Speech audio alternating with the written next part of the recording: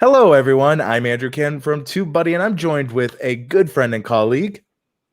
Rob Balasabas. Hey guys, how's it going today? How's it going, Andrew? Going very well, Rob. And today we're going to be answering difficult YouTube and TubeBuddy questions. I thought this was a very unique spin we could have on this. You know, sometimes we do Q&A, but we want to answer some of the more difficult ones. I've seen some questions already that just require support. So if you have a support-related question, the mods are just going to put you that way. But if it's a more dedicated question, I'm going to answer it, and Rob and I are going to answer this. We also are going to have guests throughout the stream, so this is going to be a lot of fun. I'm excited, Rob. I don't know about you. I'm super pumped. I'm super pumped to get into this. So yeah, let's get the questions in. When you're asking questions in the chat, there's a lot of chat. So let's use hashtag questions so that we can find them as easily as we possibly can. Exactly. So I'm seeing Paul Peck, I'm seeing Val's Review, I'm seeing Isaac, I'm seeing Beanie Draws. We're getting a lot of familiar faces, a lot of new people. So the first question I wanted to answer, and this is from Totally Not Aaron, and this says, do likes have any influences on a video's impressions? If not, do they have a purpose besides rating the videos? So when it comes to impressions, likes, they don't really play into it. That's more where the title comes into play. That's where the click-through rate comes into play. So once people click on it, it might influence how they think about the video when they can see a like to dislike ratio. But before then, not so much. What do you think on that, Rob? Yeah, I agree. I think it's a signal to YouTube, you know, that you like this video. I've heard also that really it's engagement. So a lot of people will dislike your video, and that's not necessarily a bad thing either. You know, you're getting people to react to your videos. Now, the other thing is that it's not necessarily that they don't like your video. It's just that they don't like the message or the topic of the video, so if it's not necessarily the way that you delivered it, it's just like maybe if you're talking about some trending update on Instagram, maybe they don't like the topic, they don't like Instagram stories, or they don't like TikTok or how it's growing, or Instagram reels or something like that. So again, it's not necessarily, don't take it personal. But yeah, I think it's important, to get people to react to your videos and that way engage.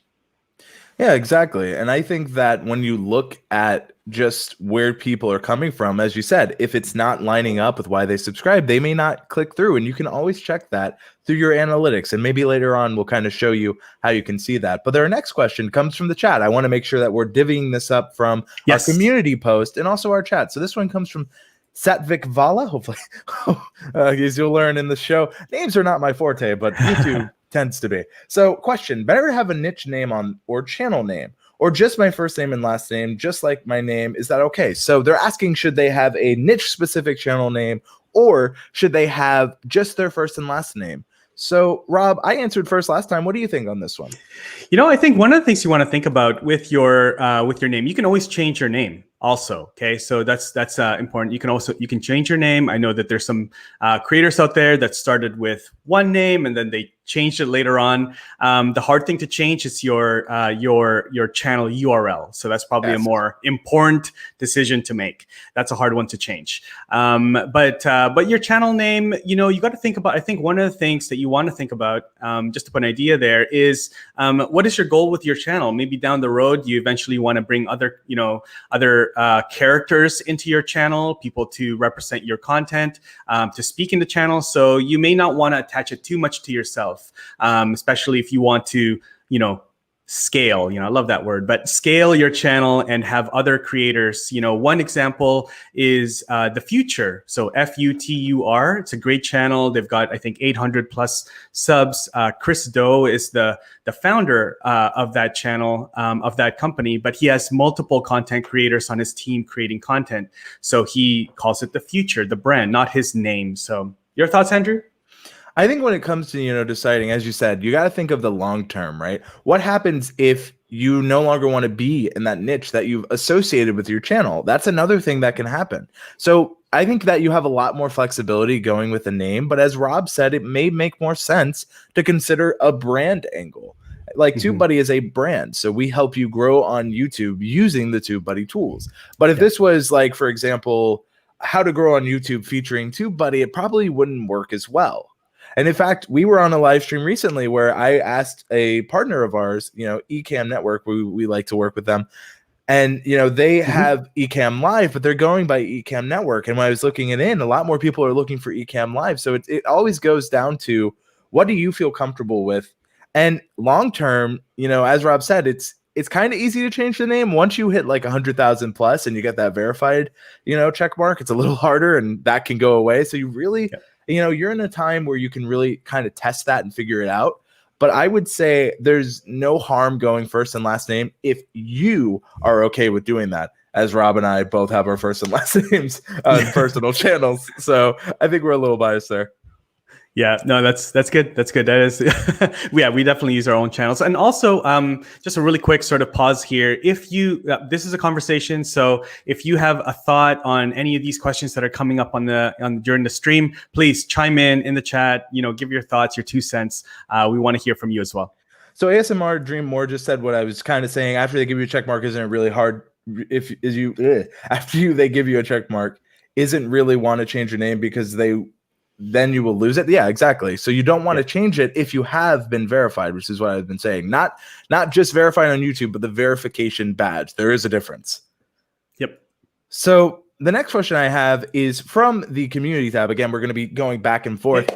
And this is, how can TubeBuddy help me increase retention? In fact, I think I've seen a couple of people ask this similar question. A lot of people are like, I've made the video, I've done the research. How can TubeBuddy help me with the retention? So we have a couple of tools that can help you with this, but it's twofold. And Rob, I hope you don't mind me answering this one first. Go for it. Yeah. So when it comes to audience retention, a lot of that comes down to what you have recognized in your viewers' behavior, right? Because every audience is going to be different. Rob's audience is different than the audience at TubeBuddy, and my audience is different than Rob's audience, right? So that's where you really need to look at those retention graphs and really break that down on that level, because everyone has different ways that their audience is going to react to it.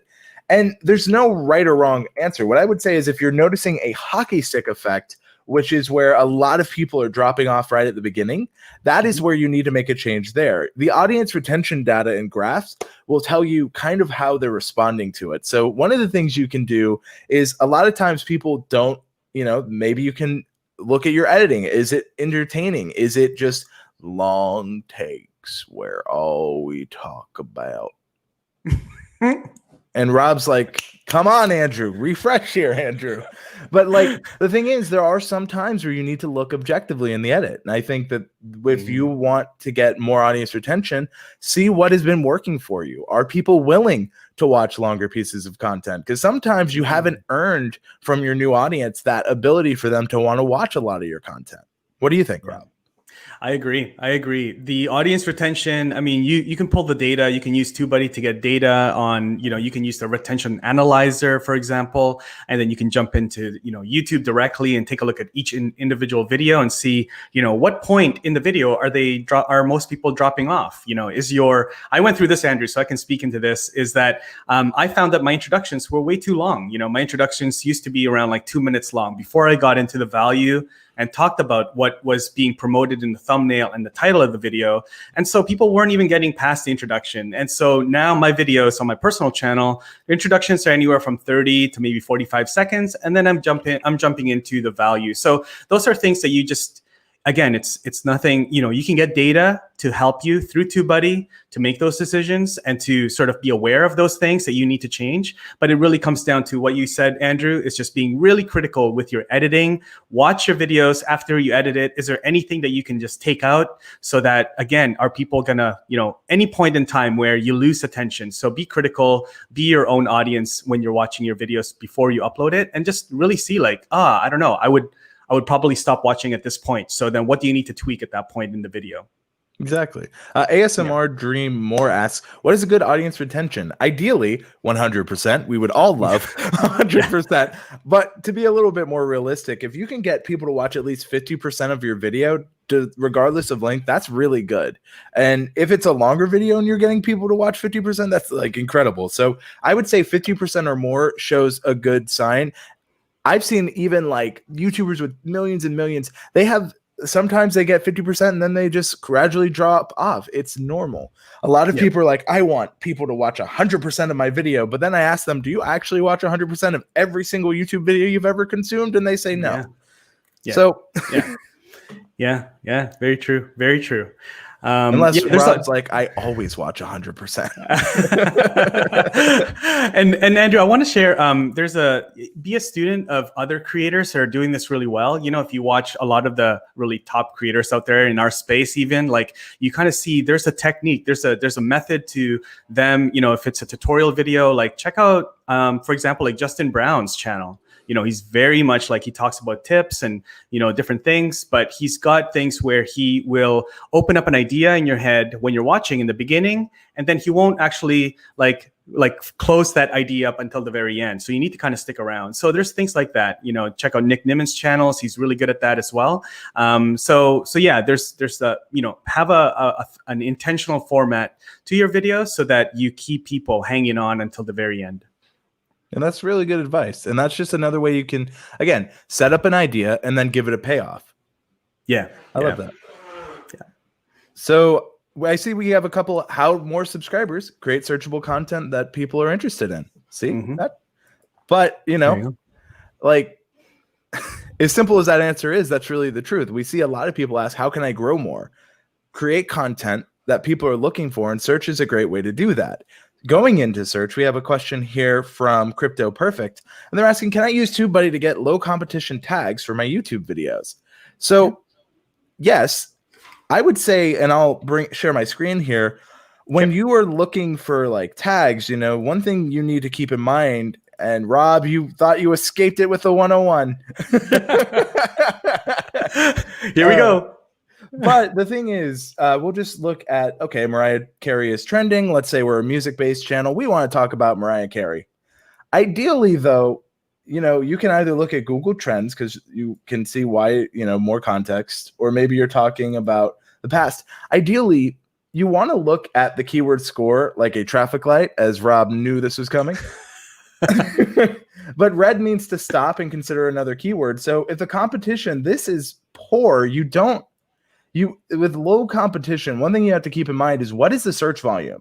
Because if there are some rare chances where there just isn't that many people talking about it, but sometimes that can mean that there's just not that much interest in the video you made. So I would say you always want to make sure that when you're looking at the scores, they're from the yellow to green range, because like a traffic light, yellow means you need to either speed up and hurry on and create that video, or you assume the risk if you get pulled over. Green means you're good to go. So if it has, you know, low competition, what's the search volume? That would be my follow-up question there, because it's one thing to have low competition, but if it has no one is interested or searching for it. Yeah. What do you think on that, Rob? Yeah, I agree. Sometimes, if there's no competition, it's you have to take a look if there is actual people looking for it, right? Because you may be the only person that's making that video because everyone else, you know, took a look at it and said like, hey, there's nobody searching for this. So again, depending on your channel size, if you're a smaller channel or you're a newer channel, then you may be okay with low search, like a low amount of search, just to start getting, you know, your authority built up in that space, in that topic. But yeah, so just there's two parts, right? Like if it's low competition, you got to take a look if there's actual search happening. And this one comes from the Wood Burning Warrior. What if you have, you know, 2 greens and 1 red? It depends where that is. I see we have someone joining in very soon though. But basically you need to look at this like this. Where is that red? If the red is in search volume, then that means that no one is interested in it. If it's green search, green competition, but poor optimization, like it really depends. That's where you need to look at the overall score. And that's how we kind of determine it, right? You need to look at this. So depending, you always want your search volume ideally to be yellow to green, similar to all of these scores. But if the competition is red, but the other 2 are green, that's usually normal. At that point, looking at the weighted score, I would tell you how many views, which we show you here, do you need to even rank on the first page? In this case, if we were going after Mariah Carey, it's only 3,500 views. So Rob, your All I Want for Christmas cover can finally get the views you've been wanting. Let's hear it, folks. We still need a Rob cover from our 24-hour quarantine. We did. You think I forgot, Rob? I was hoping that was gone. I did that already. No, I didn't.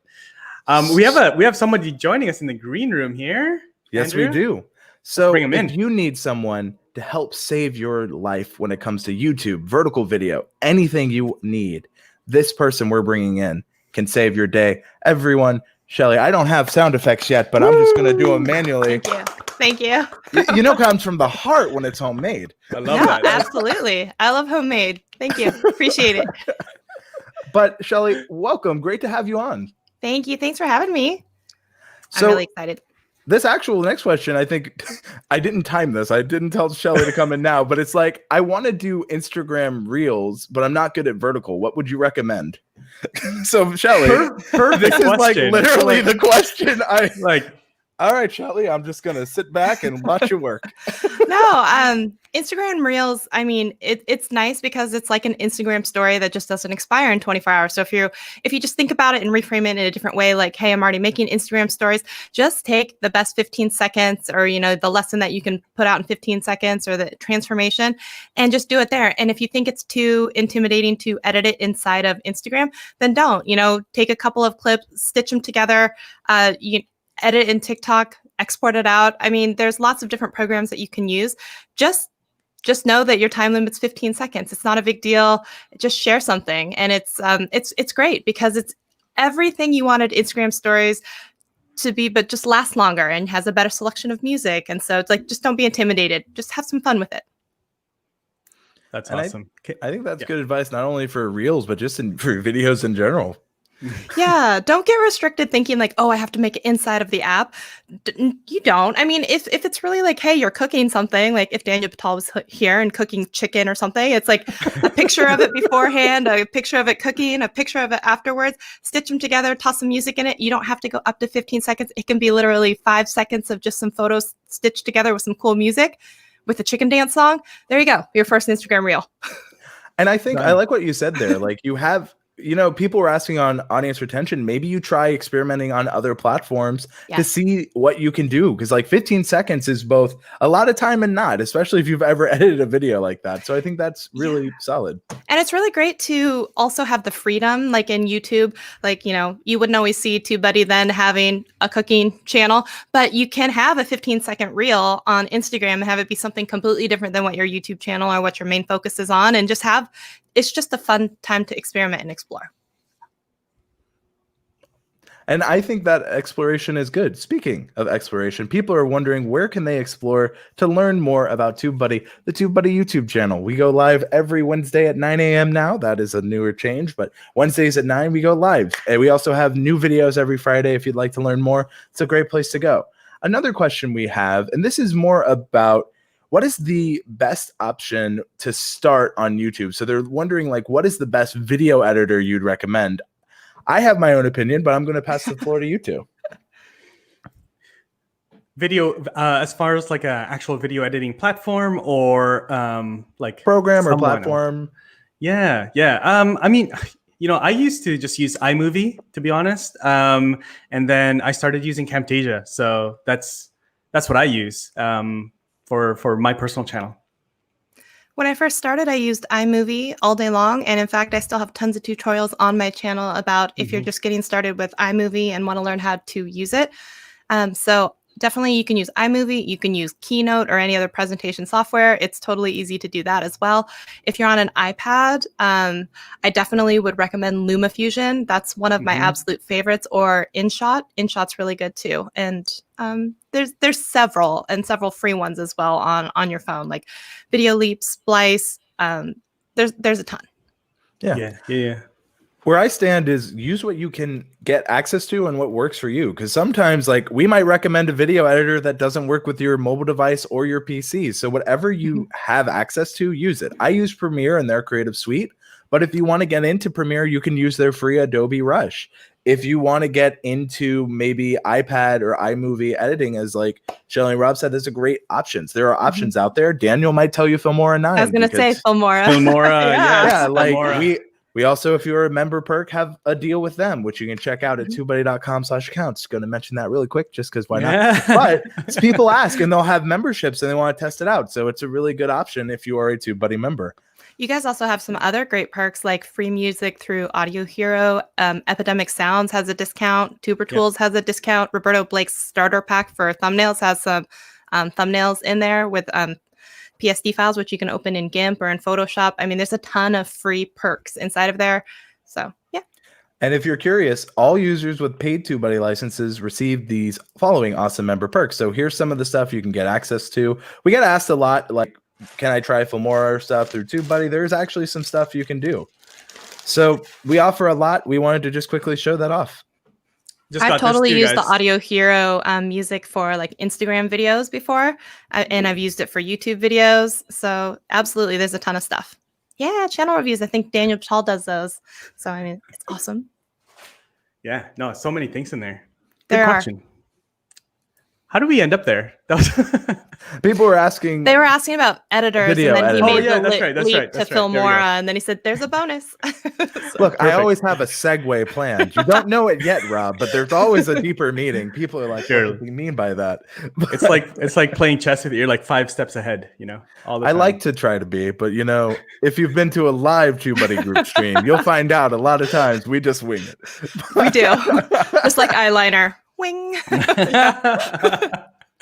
So nice. This next question comes from Jules Tax from YouTube. Can I do an A/B test? Can I use A/B test thumbnails for the same video to test and use one of them, say B, for another social media? Absolutely. That gives you just some freedom in where you're promoting. And if you have like Instagram, or if you want to, you can actually A/B test on that platform, maybe by trying to post the same video, but just seeing which one gets you more impressions and click through. So you can do it on YouTube. And I would honestly use both of those thumbnails on different platforms and see how they perform there too. Every platform's different. What do you guys think? Yeah. I spoke with I agree. I spoke with Alex Guberman, E for Electric. He's got an awesome channel, and I used to just do one A/B test for my videos, but then when I spoke to him, he actually runs it through multiple times. So like he'll do an A/B test, he'll take the winner, and then test it with another version, and he just keeps on testing until he gets down to like the very best, I suppose. Kind of like he described it like a playoff, you know, like you got the brackets, and that's how he runs his A/B tests. So yeah, keep on testing it. I think that's good. Shelly, do you have anything else to add, or do you think? No, that was perfect. All right. The next question is kind of one I've seen a little bit more, and it's more of a statement. It says, I tried a few options. I'm still not ranking. I hope to have more subscribers, then the tags get ranked automatically. A lot of times people think that the more subscribers you have, the easier and the quicker your tags are to rank. What do you guys think on that statement? I think it's false. It has to do only like with some other factors like the view velocity that you're getting, the actual the number of videos in the search pool, like the newness of the videos in that particular tag phrase. So there are a lot of other factors, but how many subscribers you have is not one of them, because you can definitely rank for videos even if you have a very small following. So I would say what's more important is the search pool, the number of videos that are in the search result for that key phrase, tag, whatever that you're targeting, and the number of people actually looking for it, and then actually how the behavior of the users that react and see your video are. So there's a lot of factors that go into it, but subscribers is not one of them. Unless you're saying that every single one of your subscribers, like 70% of them, all saw your video, all clicked on it, all stayed through the entire thing, all kept watching more of your videos, signaling to YouTube that this was a great video. That might help, but it's certainly not going to be the be all end all. Yeah, I agree. What do you think? I agree. You agree? No, yeah, I agree. So I guess I wanted to show this off kind of just to really, help and support what Shelly was saying there. One of the things that YouTube does, like, going back to Mariah Carey, because apparently she's what we're talking about today, because I just really want to see your cover, Rob. Don't worry. We will get. So like, we'll see. Like this, you'll see anything that YouTube does. If there is a new piece of content, it gives it what's called the new tag. And this isn't by mistake. This is YouTube actively helping content creators talking about a subject in search by putting the most relevant pieces of information first. So some people are like, yeah, but Mariah Carey, she's a large YouTuber. Fine. So why don't we go to Samsung Galaxy Note? That's something that's new. People are talking about it. you're going to see a bunch of like different people all here with a new tag. So it's literally YouTube helping people out with that new tag. They give you a week so that you can rank higher in search. So at that point, if you're targeting something, it's up to your video's thumbnail and title to convince people to click through, kind of what Shelly was saying. Mm-hmm. And I think that's something that people often forget, is that it's not just the topic, it's how well are the other factors supporting the topic really performing.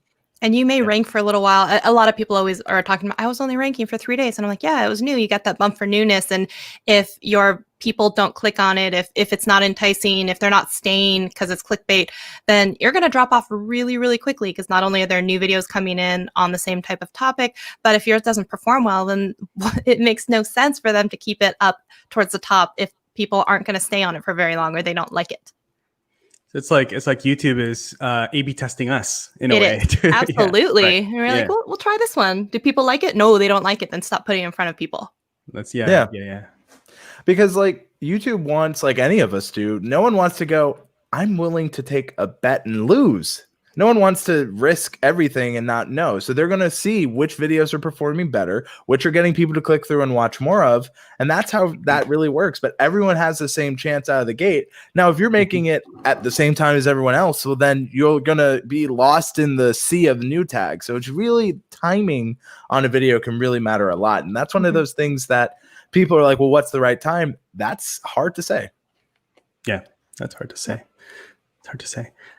Andrew, can I answer? There's a question from Ready Set Autism about our shirts for $11. Can I answer that one really quick? Sure, go for it. Yeah. So someone's asking, Ready Set Autism, how are you selling t-shirts for only $11? It's because we're not putting any margins on it. That's why it's $11. We're selling those at cost. So we just want to support the community and give those shirts out at cost. So that's why they're there at that price. That's it.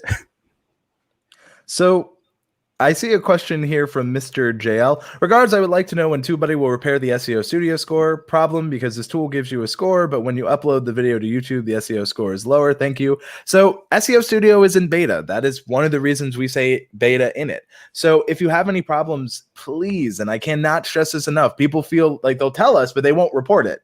Like, please, please, please, in SEO Studio right here, I will remove your question so it can be seen. Please submit any feedback or ideas or anything you come across here so that it can help us better the program. We're not perfect. We are learning. We are doing things. People are, oh man. Casey wants to say hi. Otherwise, she'll start screaming. So just saying hi.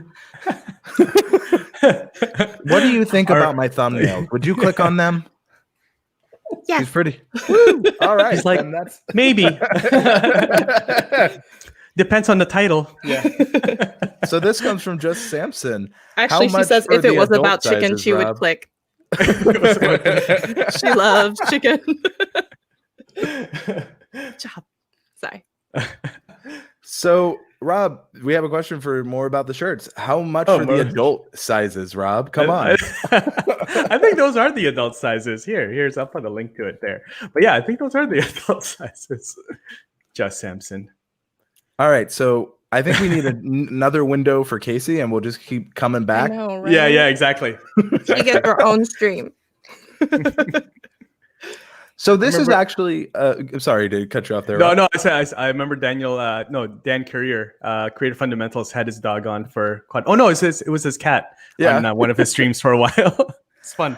So Invention83 asks a very common question. My SEO score is 95%, but my videos are not getting views. So the SEO score, what we show you here, I'll just show quickly, is what we are giving you is making sure you're following 100% of what YouTube recommends. This isn't necessarily saying that having 100 or 95 or 100% score is going to guarantee you views, because that comes down to you. What was the keyword when you were doing the research? How easy was it? Was it too competitive? So we just give you the data. It's up to you to make those calls. Now, again, we have resources for free here on the TubeBuddy channel. We offer a lot of free trials. So just because you have a 95% in SEO Studio doesn't mean you're going to get views. It just means you're following 95% of what YouTube is looking for you to do when it comes to SEO. That's a common misconception I see, and I just wanted to quickly address that. Does uploading videos daily Well, they say let's discovery. I think they mean help, but what do you guys think about daily uploads? Ooh, that's a good one. It's controversial. I don't like it. Ooh. Tell us more, Shelly. Tell us more. Dang it. I was afraid you were going to say that. I thought I could just drop my opinion. I don't like it. I like to let videos have room to breathe. And I like to give them like 48 hours because that's kind of like a usual like pattern. You get like that first 24 hours of spike from your normal subscribers and the people who are used to seeing the video. And if you just dilute that by going that often, it can be really, really tough. And I also think that daily is such a hard grind that usually eventually quality starts to also really, really drop off and you burn out quicker. So I would much rather see you do 3 a week for a sustained amount of time, letting them have a little bit more chance in between to breathe and maintain your quality. But that's just me. Yeah. Rob, what do you think? Well, I mean, on my personal channel, I try to at least give 48 hours in between videos.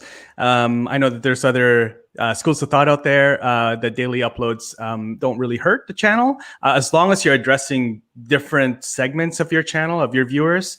But again, I haven't really done daily uploads to really tell the difference or give an opinion on it. But I've stuck to at least 48 hours in between uploads.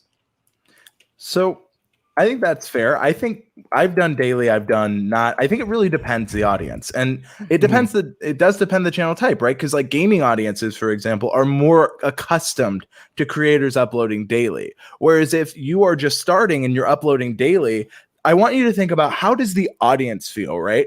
If I upload daily and Shelly misses a week, she's 7 episodes behind.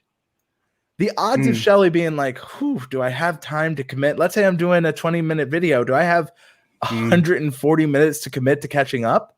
Really think about that viewer experience for your audience. If your audience is fine and they just keep watching daily, go for it. But I'm like Shelly, I'm like Rob, I like to give it breathing room because when you upload so much, the problem becomes is that you're constantly losing that new tag and you're losing opportunity for your videos. So I'm a big proprietor of, I like to give my videos as many opportunities as possible. Yeah, and I think there's a stat inside your analytics of average view per viewer, and you can set it for the over the last 7 days, and you can see how many of your videos your average viewer actually like watches on your channel each week. So it gives you a bit of an idea of like how much sort of that like what's the ceiling for the number of videos each subscriber will watch. As a data point to help you decide how often you want to upload. I think that goes into a question we got, which is it possible to do YouTube without having to look at the YouTube studio? Why should I look at YouTube studio? And I feel a lot of creators still feel they don't need to look at it. Both of your faces were perfect. You're like, so Shelly, Shelly looks so opinionated. It was incredulous. I was just like, why would you not look? I get maybe it's intimidating, but that is no excuse. Like pick 2 metrics, pick like average view duration and click-through rate, or pick something and just focus on those and don't go down the wormhole that is like absolutely everything that you can look at. But like they are giving you a truckload of data and you're like, nah, I'll just do whatever I want and see what happens. And I'm like, why would you do that? Like if your boss was basically telling you like, here's all of the data in your year-end report and how to get a raise and how to be better, and you were like, no thanks, I'll just show up to work tomorrow or when I feel like it. Yeah. What? Like I does not compute. I can't, like my brain's about to explode. Like why would you not? Like yeah.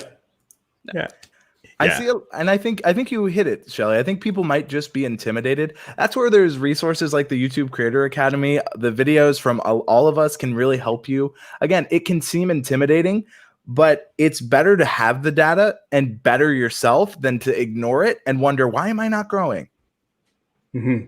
Everything that everyone's always like, how do I get more views? How do I get more subscribers? How do I know what people like? How do I know what to make more of?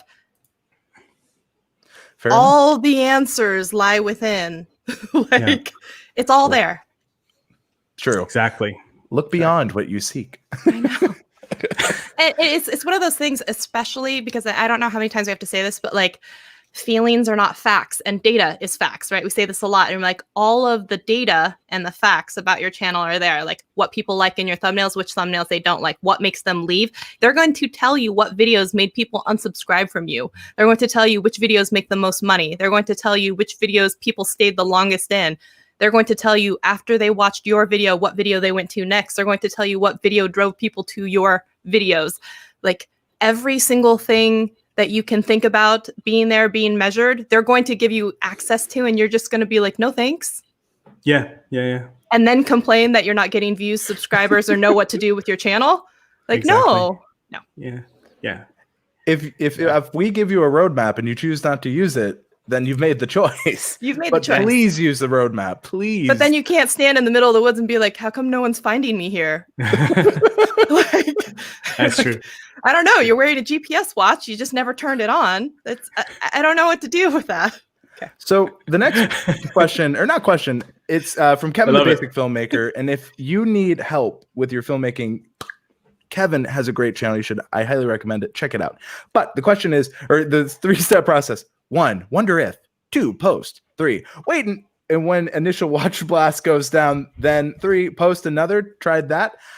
I usually, if I notice a video is performing, I guess this is based on how watching a video perform, I will let it ride out. Depends on the initial like impressions, how people react to it from my subscribers, from my non-subscribers, how YouTube's testing it out. I would say that if you see that it starts to go down, that might be a good time to post another video, maybe depending on how that performed, of the same subject or different. So I would say it really depends on if that video performed better or worse. What I tend to look at, which this kind of goes back to that last question, why should you use Studio? This is something we look at TubeBuddy too, and I'm sure both of you do, is if you go to analytics, YouTube's going to tell you out of your last 10 videos, which one has really performed. Mm-hmm. And as you can see for us, this one talking about YouTube tags really performed. So we have a video coming following about YouTube tags too, because the data told us to do it. And that's really important. If you see a video that's taken off, ride the wave, make another one, keep going. Yep. Exactly. And I feel like sometimes creators, and I wonder, do you guys ever get in your head that, because I know I've fallen victim to this, it's like, I've already made a video on this though. Have you ever had that feeling? Mm-hmm. Yes. Yes. I think one thing is we're all narcissistic in the way that we think that people have seen the video, where I'm like, but I've already made it. Why would I need to make it again? And then it's just like, oh, people never watched that one because I'm not that special and it was in a sea of other videos. So I should make another one, even though it's a year later. So just make another one. Yep. Yeah. I'm the same way of like, if you have, let's say you have 1,000 subscribers and that first video had like 100 views, then not everyone has seen it. So you can make another one, and then hopefully that video is a little bit better. You've matured as a creator. And again, it just helps your channel because now you have 2 videos on a similar topic, and that's going to help you sort of get in front of people that are looking for that video. So yeah, create it. Yeah, and I think what you said is true, because like I think we all get in our heads that everyone is seeing our videos. Like if you really want to see how many people are asking questions that are answered in videos we have here, like it's one of those situations where you cannot assume everyone's seen everything. So yeah, especially if you only have like 10% of your, especially like a lot of how-to and tutorial channels based, they can have maybe 10% subscriber viewing. So if you think about that and you're like, I don't need to see that, my subscribers have already seen it. Well, yeah, no, they haven't. So just make it again. Just make it again. Let's make it again. Yeah. And if it hits again, the next level tip is to make a playlist around that subject, get them in there, get them watching more. So again, make it again, but maybe with a different spin. In fact, that's how you gain authority around a subject. Mm-hmm. Yep, exactly. The next question is, can TubeBuddy increase the suggested tags from 3 to at least 5 for the free accounts? That's more so that I want you to keep it from our perspective. We were doing fine. We were growing well. Imagine you have an internet data cap and you have 3 people in your house. It's very easy to maintain that. Imagine overnight you have 10 million people in your house now and you're trying to keep the internet usage down. Ideally, we wouldn't have that. But that's unfortunately, quarantine has caused a lot of things. So, I said we're going to answer difficult questions. Trust us. We had unlimited before. We are dealing with the pandemic like everyone else. We are doing our best to manage it, but we went from having a 3-person household all using the internet to 10 million. So imagine, like, we understand, trust us. But that's why we offer so many free trials. Mods, if you could be so kind and many help discounts. us out. I have to say, like, I've never seen a company have so many discounts out there. So I mean, you know, for channels under 1,000, if you pay upfront for a year, every single person on screen right now has a discount code where you can save money every month. I mean, they are really, really bending over backwards to give you guys discounts on all of this stuff. So I would definitely check it out. Thanks, Shelly. Thank you. We've got the free trial. We'll get the free trial link there for anyone that wants to just, you know, try it out. And again, like Shelly said, there's discounts for even smaller discounts channels. on discounts on discounts. Yes, exactly. All right, Rob. All right, Shelly, you are new here, but it is traffic light time. It is my favorite time. So basically, the question is, what do the colors and suggested tags mean? Green, yellow, red. It is exactly as we showed off before, which goes into, you never know who hasn't seen a video. Like we said it in this stream, you never know when people come in. You can't assume everyone has seen everything. So I'll say it one more time. Let's go. So let's look at, we'll share your screen here. Yeah. There you go. Shelly, what would you like me to research? What's a video topic you have in mind? Let's just use that. How about how to make a vertical video in Adobe Premiere? And I'm only saying I just started using Adobe Premiere just for funsies to learn it. So nice. I typed in vertical video in Premiere Pro, which is just kind of based on what I think people would be searching for. The barrier to entry is super low, Shelly, so get on this. But all you need is 305 views, which I definitely think you could hit. This score, the score that you see in the suggested tag colors is the same that we have in the Keyword Explorer because it's pulling from there. It's like a traffic light. Beanie Draws knows it. He just posted that traffic light image. Beanie's like, how many times will this man bring up traffic lights? But you need to think of it like that because that's how you should look at the score. If it's red, like a traffic light, you need to stop. If it's yellow, you need to be cautious. Look, I'm going to be slowing down. But Shelly might run yellow lights because she's like, I enjoy running yellows. It's a hobby. It's a whisper of a suggestion. But Shelly also knows if she gets pulled over that she ran a yellow, that's technically plausible. She assumed the risk. So if you go after a yellow keyword or tag in this case, you understand that it may not work for you. Green, like in the traffic light, means you're good to go. So whether it's suggested tags or in the Keyword Explorer, it means the same thing. We use the same data. And I do want to point out, though, just there's a few things to look at. Not only is it the traffic light, but the search pool. Okay. Yep. Just because it's a good traffic light, but there's 7 million videos in the pool, it doesn't always mean that it still is going to be the best thing for you. So I mean, it's not the only indicator. It is one indicator. That's why there's multiple traffic There's multiple. lights. So I'm saying keep that in mind.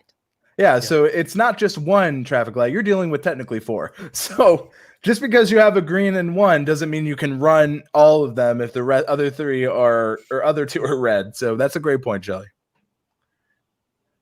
Don't you have a little prop there, Andrew? Oh man, Rob's like, get your come on. Is there a light? Oh gosh. There is a light. So while that is going, I'm gonna leave you another question from our audience. And this All right, is that's it.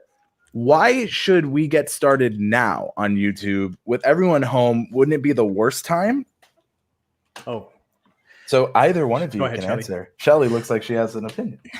Everyone's always like, I'm going to start a YouTube channel when I lose 20 pounds, when I finish high school or college or whatever it is. There's always some when I do this, which is really just like you gatekeeping yourself for permission for something. And here's the thing, it's like, what if you're like, oh, I'll start it in 2 years. Where will I be in 2 years? And I'm like, guess where you'll be? It's still 2 years later, but you'll either have 2 years of experience or 2 years of wishing you had done it. So which side do you want to be on? Just get started.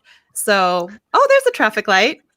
I love it. So here's the thing is like everything takes time. You practice, implementation, experimentation, review, reiteration. So it's like, why would you wait until blank lines up for you instead of start messy, start early, change often, and just get started? That's right. That's right. What about you, Rob? I agree. Start now. I mean, if you're at home, I think the question specifically like why now when everyone's home.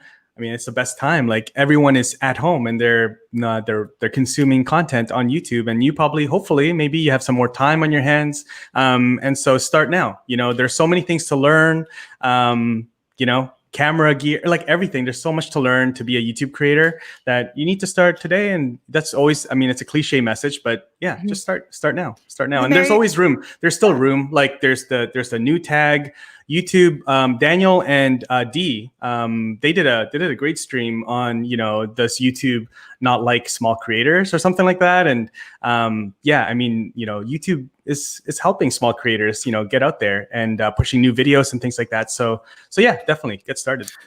Beanie says, but what does the traffic light say? yeah, exactly. Let's go with the traffic light. It says, Beanie, stop. We're live at Traffic Cam. Here at Traffic Cam, it seems the light is very broken. I can't tell if I should stop or go. But, oh, okay. It seems I should. Oh, well, you know, we can't rely on our traffic report. So we're back to TubeBuddy and YouTube-based questions. And you know, I think the barrier to entry is pretty low, and people's expectations right now, because there's so many what we call COVID creators coming out, that they're going to forgive a lot of bad stuff. They're going to forgive a lot of like bad videos right now. If we can forgive the late night hosts for having bad videos, we can forgive you. Like you have teams of people, folks. Yeah. But one thing I think we should talk about, you know, is when starting. Someone said that starting can be so fudging hard, which I appreciate that way you said it. But the thing is, it is challenging. But that's why there's tools like TubeBuddy. There are resources like YouTube's free Creator Academy, which has so many resources. There are people like Shelly who has so much that she offers to help creators, like us here. TubeBuddy offers too. Like there are so many resources out there right at your fingertips. You've already won the battle by being on YouTube. It's a search engine. Use it. The biggest thing I would say is like everyone's always waiting to be ready, as if some event is going to happen in their life where someone's going to hand you permission. And if you're waiting for that, I'm giving you permission. Rob, Andrew, we're giving you permission. You're ready, because ready is not a like achievement. It's a decision that you make within yourself, and you start when you're not ready. We're saying that you're ready. Just get started. Just get started. Oh yeah. Exactly. So the next question is, you know, I just got started, but I don't understand, and they're looking for a really quick answer from us here at TubeBuddy, and I can do that for them. They're wondering, well, Andrew, I understand I got TubeBuddy, but I need one really quick help. How do I apply the SEO Studio? Don't worry. Once you have done everything, let's say this is a video we did for our TubeBuddy 101.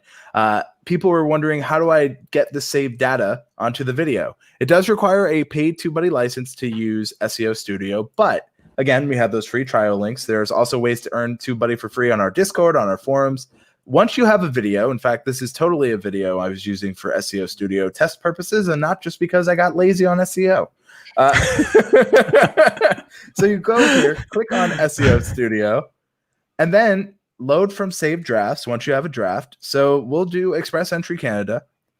Go to step 4, which is apply to video. And then you actually just apply it to the video, and TubeBuddy does its thing. It saves you time. So you can do your keyword research before you ever make the video, which is something we recommend. So you can see Express Entry. Obviously, I'm not going to keep that because this is not about how to get into Canada, but there you go. You're welcome anytime, you guys. Anytime. Oh, thanks, Rob. Rob's Actually, like, I don't think you guys are letting us in right now. Look, on behalf of Canada, Canadian. anytime. I know. I think us from Seattle are like, please let us in. We want to come visit, and Look, we can't. Canada land is not ready for America Extreme. Let's just put it that way. So there's that. Love it. There is a question. Oops. Well, question: does TubeBuddy match keywords as broad phrases or exact match when showing results and their weighted scores? So what we do, Push Up Dad, is when we are pulling these scores, we are pulling it from YouTube. We're getting the data from YouTube. That's one of the, again, brilliant things. So again, when Rob makes his Mariah Carey video, because she just is on trending, these related searches are being pulled from YouTube. So if you were to type in Mariah Carey in YouTube search, and here, I'll show you side by side. He says as he hopes to not break it, but here we go. We didn't. Well, I spoke too soon. I got happy, and then that's what went wrong. There you go. So if I type in Mariah Carey, notice how all of these suggestions show up. Similarly, if I do it over here, it's the same suggestion. So we are pulling exactly for what YouTube is looking for. Now, when it comes to, you said, are we matching keywords as broad phrases? We're matching what people are searching for. The thing is, if people aren't searching for it, it's hard to recommend because then you can be too specific. I've seen creators get in this pitfall where like Shelly does vertical videos, but if Shelly made a video, how to shoot vertical videos in the middle of the day at 3 p.m. under a little bit after the noon sky wearing a tank top, I'd be like, well, Shelly, that is a great video. Way too specific, but it sounds like one of my video. I'm like, you know what, Shelly, you definitely hit the nail on the target, but I'm not sure who was looking for the target. But I've seen creators get like that bogged down. So see how people are searching for it. Can you answer the question they need? If yes, create the video. Of course, if you can actually compete too. That's a important part too. Yeah. Rob. Well, Rob, you are now getting asked. Wow, we got a hashtag. It must be official at this point. It's not real if it doesn't have a hashtag. So go for it. The next question we have, I'm going to be pulling this one again from our community tab. So we are answering questions from there too. And this question is, how do you get over when a video doesn't perform as expected and how do you recover? So they're asking, what do you do when you've done the research and the video didn't perform as expected? What do you do to fix that or recover in the next video? Is what I think they're asking. Make another video. Yeah. You have no idea when a video is going to pop off too. Some of my best performing videos didn't go until 90 days later. And so, I mean, you really you move on. Yeah. I think that a lot of times creators, they don't see the results they have in their head in the first 2 days. And they're like, I got to change everything. But the problem is when you do that is you're not giving YouTube time to really see how that video performs, test it out. The first thing I'd recommend if a video isn't performing is, what was its impressions and what was its click-through rate? Because sometimes impressions are just when YouTube is trying to get people to watch. A lot of times what will happen is you'll have high impressions, but your click-through rate's like 0.1%. So what that means is YouTube really tried, but people just weren't interested. And that's a hard pill to swallow. Trust me, I hate it. I hate it. I don't think any creator's like, yes, I didn't get clicks.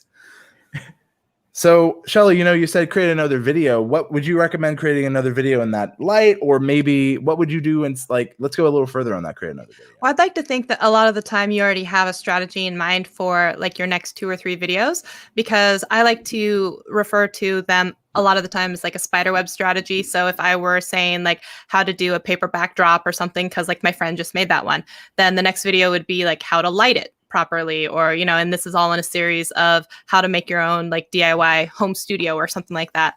And so I like to think of what is the next video in the series that you can point people towards. So even if then the paper backdrop one doesn't hit right away, but the how to light the paper backdrop one does, you can still reference people back to the previous one or to the next one in the series as well. But I wouldn't worry so much about it because, like I said, like it could have just been a really crappy thumbnail and you could go in and try and change that. It could be that it's just going to take a couple months for that to pop off.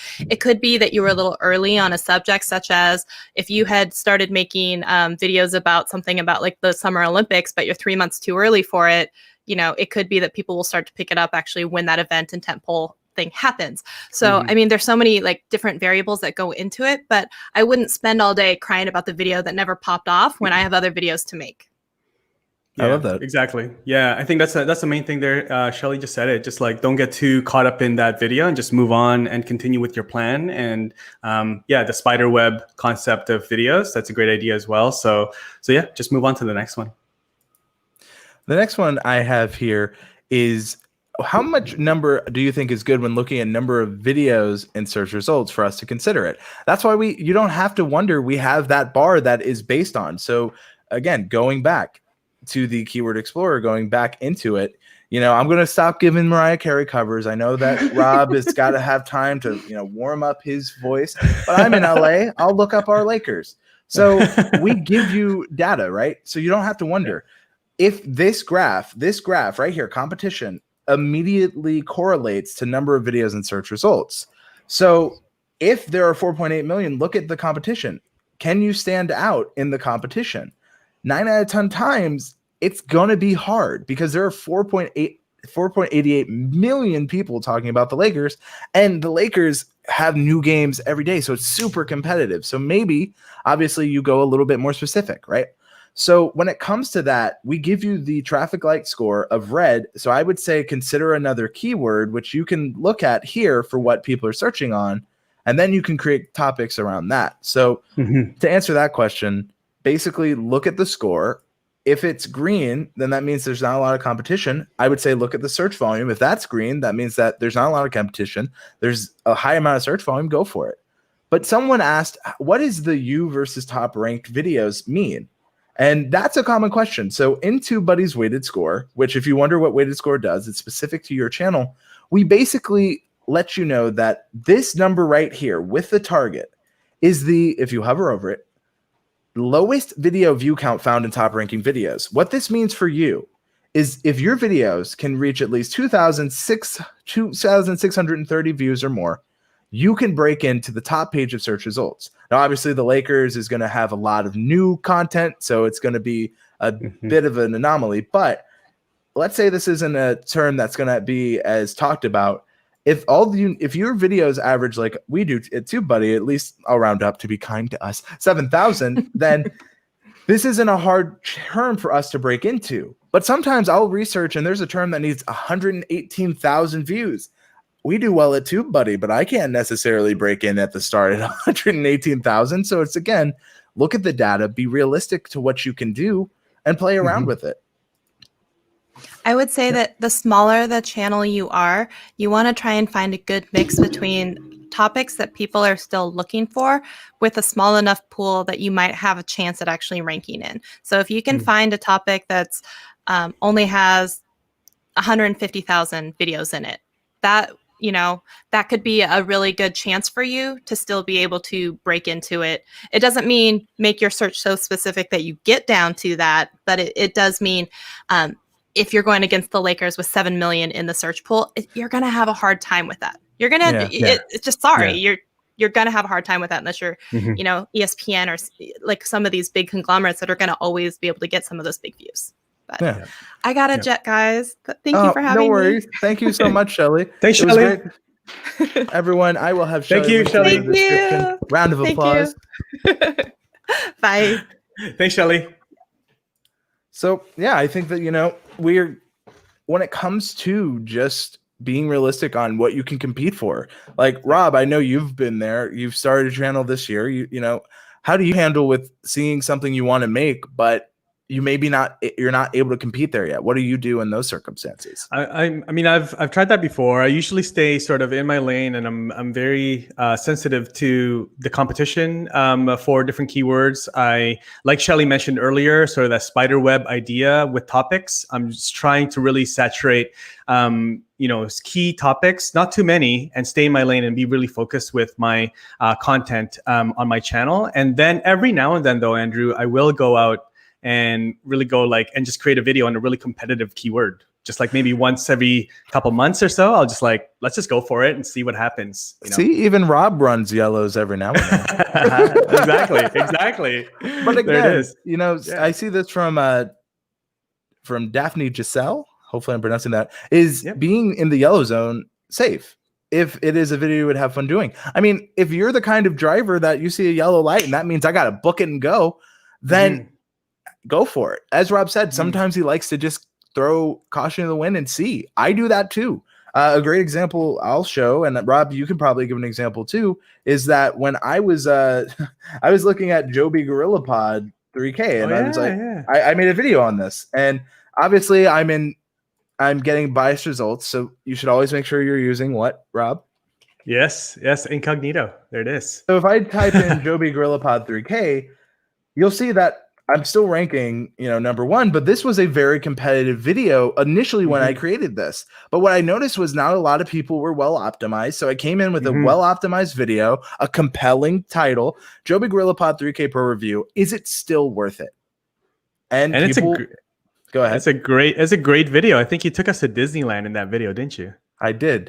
But Rob, I know I've seen it from you too. Like you have some great videos on LinkedIn that I looked up. I'm like, wow, Rob's really going for it. And he succeeded. But sometimes, and Rob can tell you too, we sometimes miss.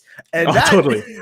And you know what? We assumed the risk. So if you are the kind of person, when you see a yellow light, you go through it, go for it. But if you're cautious, that's fine too.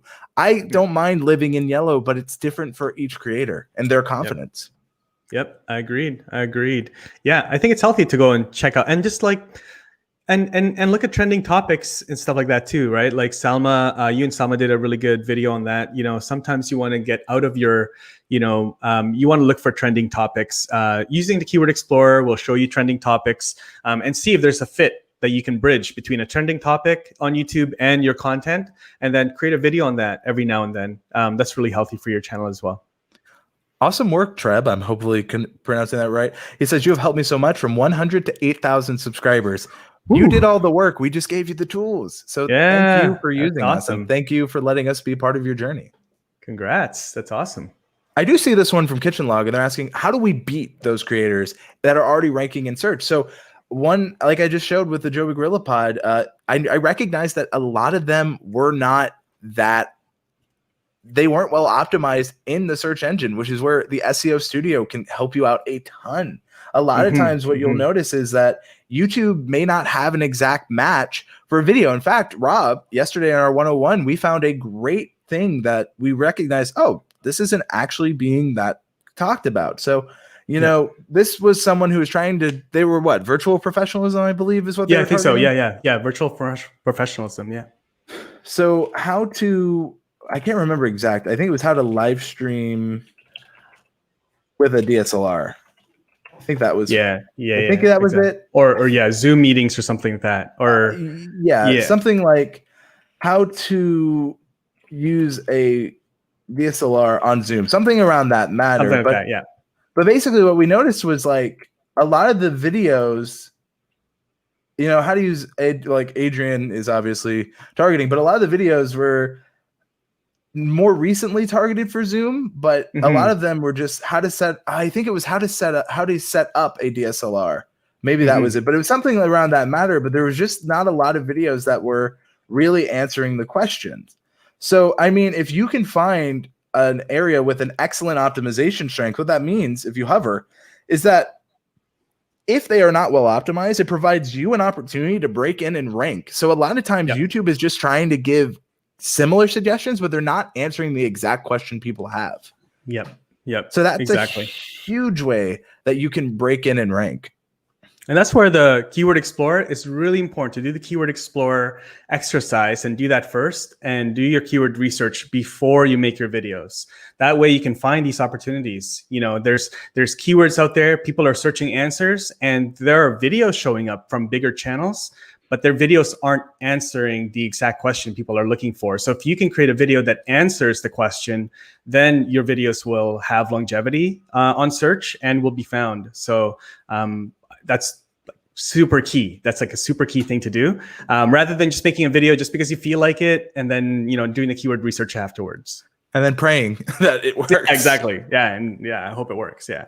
So this next one comes from Best Banners Ever. And their question is, I'm on 42 subscribers in 2 months. What could I do to improve that? So what we found at TubeBuddy, using the data of the millions of people we have, is that the more content you have that is helping your audience, like, which is helping your core audience, the more you tend to grow subscribers. So you're asking, what could you do to improve that? Create more content for your idea audience, which is who you're trying to help, entertain, or educate with your content.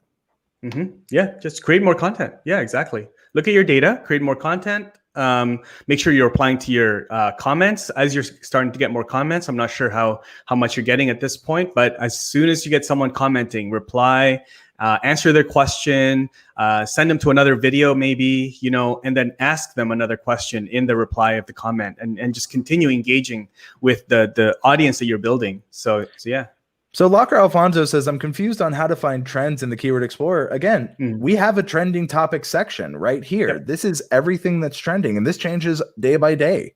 So this is right now for the United States, but you can also choose where your country you're located. So if you're like Rob and you're in Canada, You can choose to see what's trending in Canada, right? So here you'll see the results are different. Let's say that you are in Hong Kong and you want to see what's trending. I can't read the trends, but they're there. So like another one is, let's say you wanted to see what's trending in New Zealand. They're going to be different. So this is how you can find trending topics. You said you were having a difficulty. It's right at the front. This is a free feature. So this is showing you what's trending.